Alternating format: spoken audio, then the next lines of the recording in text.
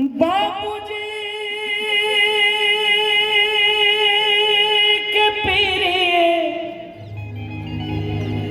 और मई के पीरिए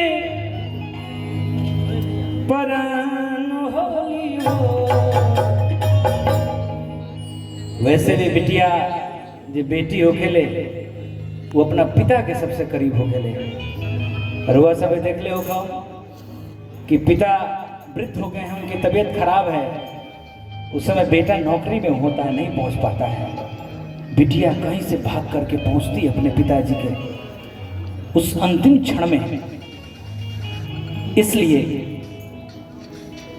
बेटी अपने पिता के सबसे करीब होती है कि अपना अरे बाबूजी के पीरिए और माई के पीरिए परन होली हो। बेटी अंगना के तुलसी घर के मान होली हो। बेटी अंगना के तुलसी घर के मान होली हो। बेटी अंगना के तुलसी।